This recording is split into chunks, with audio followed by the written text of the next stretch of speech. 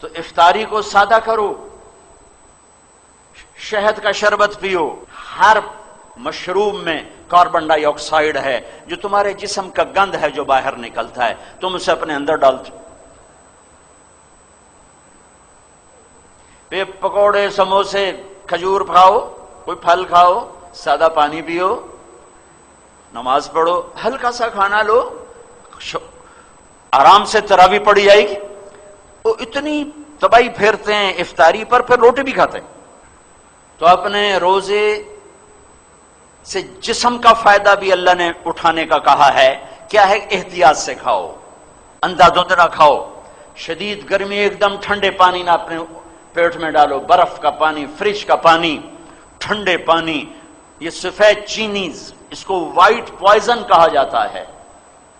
ساری دنیا میں دیسی چینی زیادہ مہنگی ہے اور یہ سستی ہے، کہ یہ تمہارے جسم کا زہر ہے۔ یہ اپنے نبی کی سیرت پڑھو، میرے نبی کھانا کیسے کھاتے تھے، تو تمہیں اندازہ ہوگا کہ میرے نبی نے زندگی کیسے گزاری۔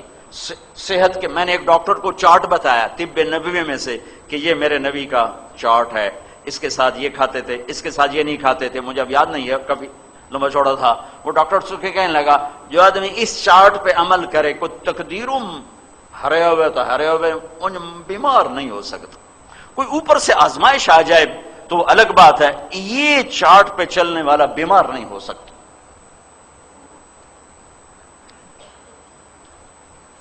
تو بھائیو، افطاری میں پڑھ کے مغرب کی نماز یا تو پڑھتے ہی نہیں یا گھروں میں پڑھ لیتے ہیں۔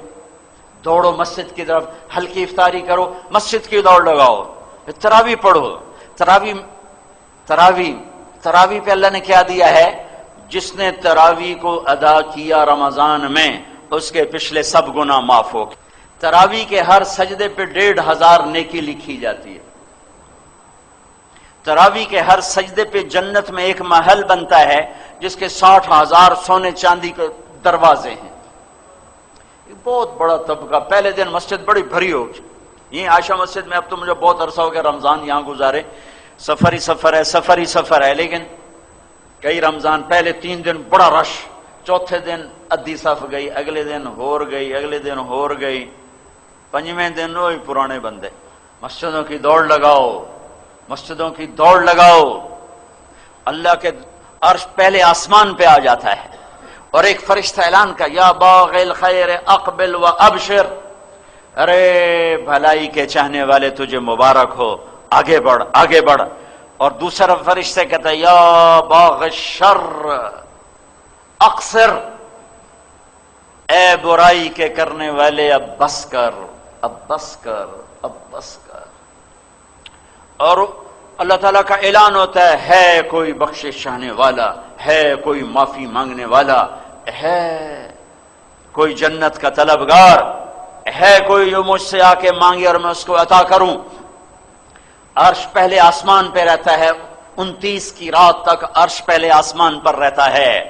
20 تراویح پڑھا کرو، ہر سجدے پہ 1500، 40 سجدوں پہ 60,000۔ سال میں ایک دفعہ ہے،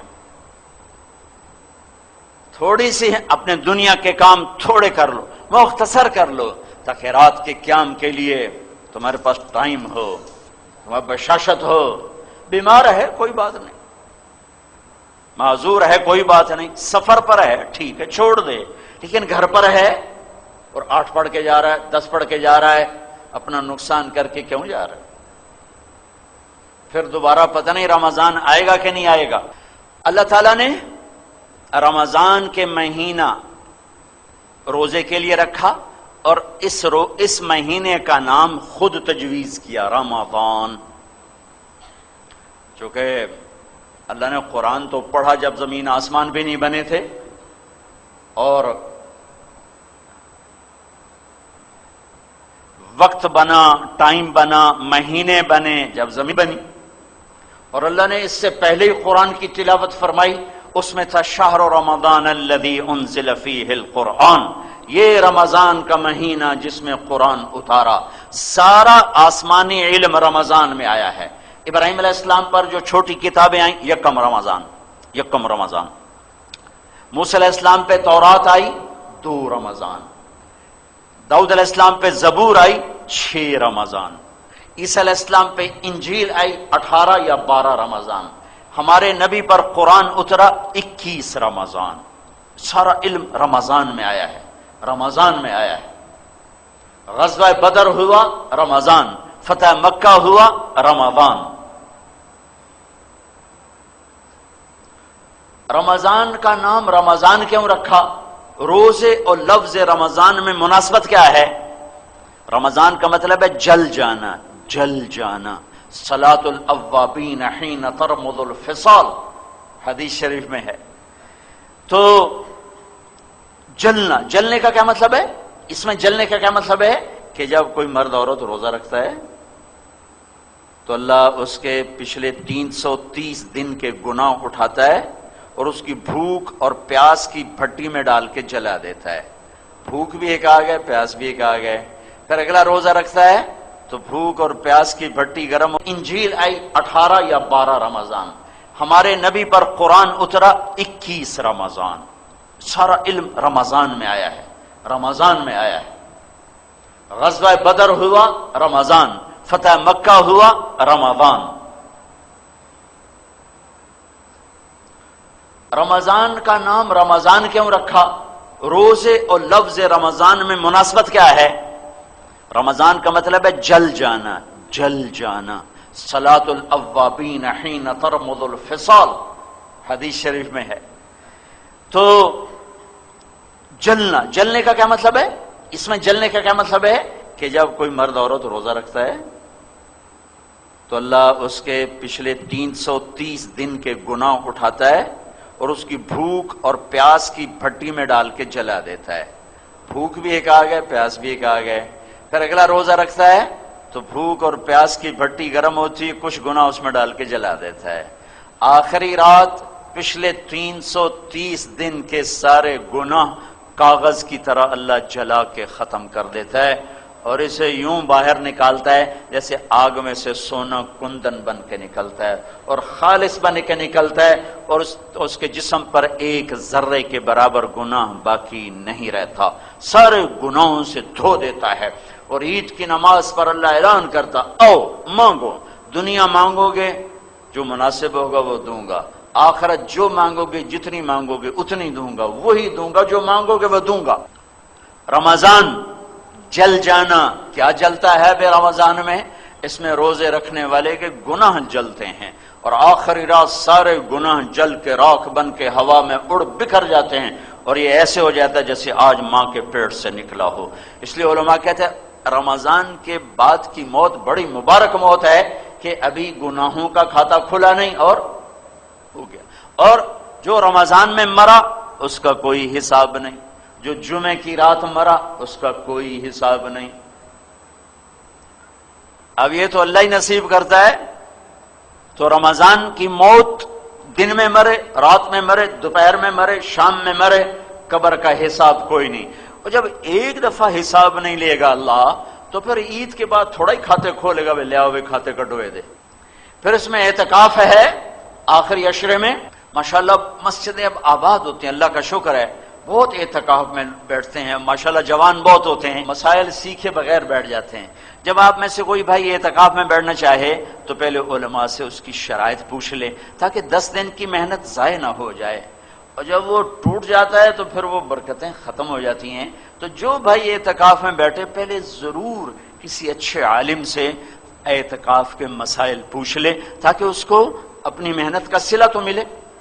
صدقہ فطر، روزوں کا صدقہ، یہ ہمارے عام طور پر گندم کے حساب سے دیا جاتا ہے جو کوئی آج کل 80 روپے 100 روپے بنتا ہے، لیکن ہمارے نبی صدقہ فطر دیا کرتے تھے یا کھجور کا یا کشمش کا.